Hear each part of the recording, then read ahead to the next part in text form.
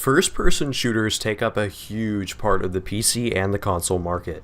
The first-person shooter, or the FPS for short, has been around for decades. It has several subgenres. There are arcade-like, action-packed FPS games such as Call of Duty and Battlefield.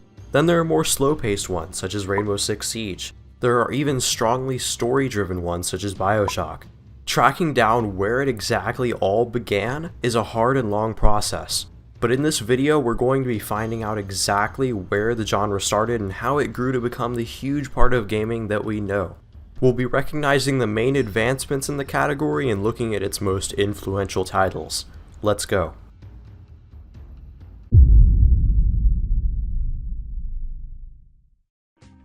When you ask most people what the first FPS game was, you'll most likely get Wolfenstein 3D as your answer. And while that was one of the earliest FPS titles, it definitely wasn't the first.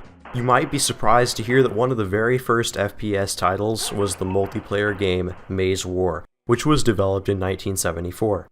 The original concept for the game was simply a 16-bit game which allowed the player to navigate through mazes. It was a hit at first, but people quickly got bored of it. This was when the developers decided to implement a multiplayer PvP feature to the game, which greatly boosted its popularity. Over the next 20 years or so, more games like Maze War were made with great success. They made small improvements upon the original titles, and graphics and gameplay were greatly improved.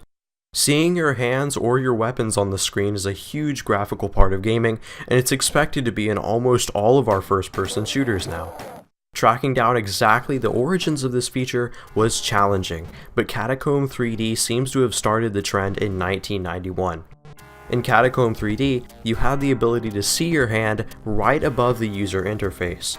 This has become a technique that's used in nearly all of our modern FPS games.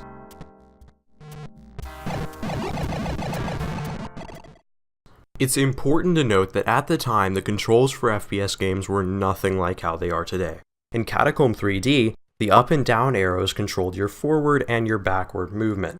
The left and right arrow keys would control your camera from left to right. At the time, you had no option to move your camera up and down, which is an option that we greatly rely on now.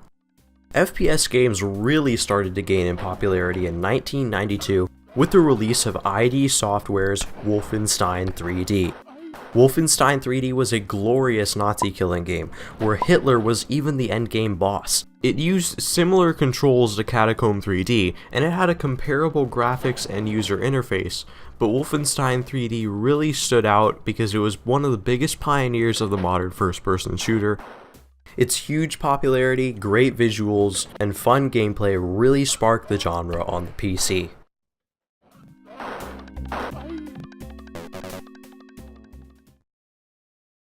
(1993) saw yet another release from ID Software, which was Doom. Doom improved on Wolfenstein 3D's engine, visuals, and gameplay, but innovated with a new way of designing levels. Doom, in short, is a game where you play as a spaceman who works to defend the Earth against a seemingly endless horde of demons.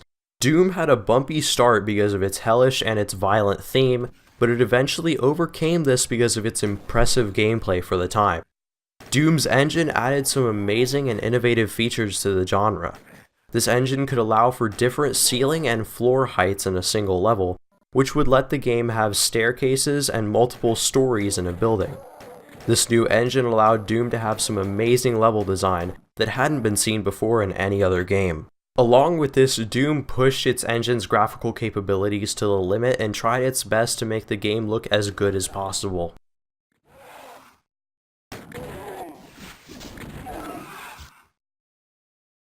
After Doom, in 1994, Raven Software's Heretic was released. It used a lot of the same techniques that Doom used in its level making, such as stairs and different room heights, but that isn't where it stood out. Heretic was one of the first games to allow for a vertical look system. In other words, it allowed you to look up and down along with side to side. The system was very limited, but it was the start of the up-and-coming free look system that we take for granted. Again in the same year, Bungie Software, the developer who made Halo, released Marathon. This was one of the very first games to allow free look as an option. You could use your mouse to look in all directions, a groundbreaking advancement in games of almost all kinds. Without a doubt, free look is a game mechanic that we truly rely on.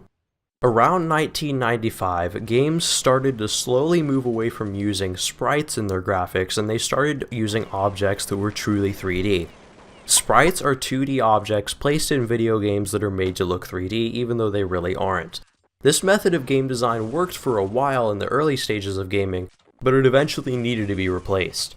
Games such as ID Software's Quake started to move away from using sprites and into using objects that were truly 3D. Quake was hugely influential in molding the arena shooter market, and it was one of the first games to popularize using the WASD control scheme. 1997 saw the release of the console-exclusive game, which is Rare's GoldenEye 007. GoldenEye 007 brought the FPS genre over to consoles and boosted the popularity of the genre. GoldenEye also popularized manual reloading in first-person shooters, something that was almost unused before. During 1998, a huge game was released, HalfLife. HalfLife had a major influence in all areas of gaming, due to its popularization of scripted events. In Half-Life, you didn't have to watch a cutscene and be pulled out of your gaming experience to watch a scripted event. Valve allowed you to experience scripted events in the game while you were in control of your character. Half-Life spawned the immensely popular Counter-Strike series in 1999. A group of Half-Life fans developed the game as a modification for the original Half-Life title, and it gained a lot of traction. Eventually, Valve acquired the rights to the modification, and they developed Counter-Strike Source and later Counter-Strike Global Offensive. Counter-Strike Global Offensive is consistently holding a spot as one of the most played games on the PC platform, and it's been the spawn of plenty of esports teams. In 2001, Bungie Software and Microsoft Game Studios released Halo Combat Evolved for the Xbox 360 and the PC platforms. The game relied on mechanics that had already been developed previously, but it pioneered multiplayer first-person shooters on the console.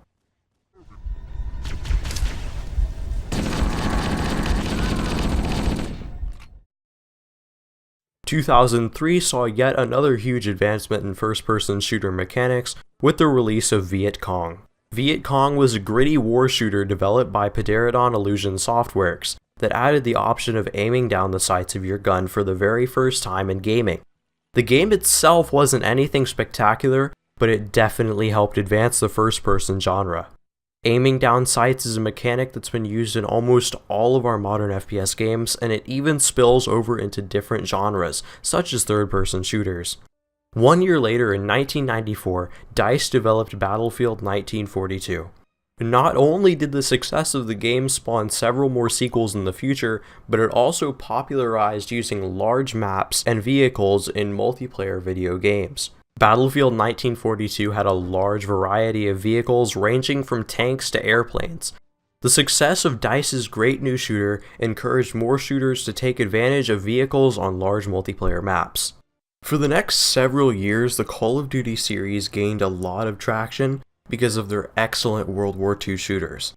COD's first 3 games were based in World War II, and they were the inspiration for countless other shooters based in the exact same era.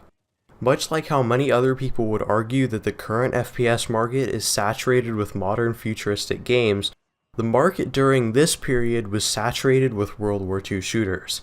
This World War II trend was broken in 2007 with Infinity Ward's release of Call of Duty 4 Modern Warfare.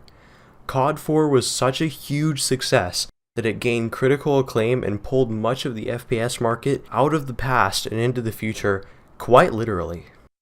COD 4 gained a huge fan base for its excellent multiplayer, which paved the way for future games to come.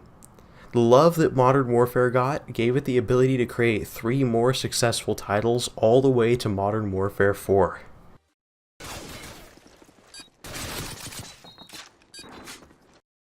Without a doubt, the first-person shooter market is growing and constantly innovating. It's been around since the early 1970s and it's still going strong. We started out with simple wireframe games with almost no user interface at all, to the FPS games that we know and love today. There were hundreds, probably thousands of titles that attributed something to the genre, and it would take me hours to talk about all of them. Halo, Duke Nukem, and Descent are just 3 of the many titles that I didn't have a chance to discuss in detail, but they had considerable impacts on the genre. Games such as the original Titanfall and Advanced Warfare brought jetpacks and wall running into the spotlight, right along plenty of other games which contributed to the market. Without a doubt, the FPS genre has influenced countless other parts of gaming along with it, and I believe that it's continuing to do so.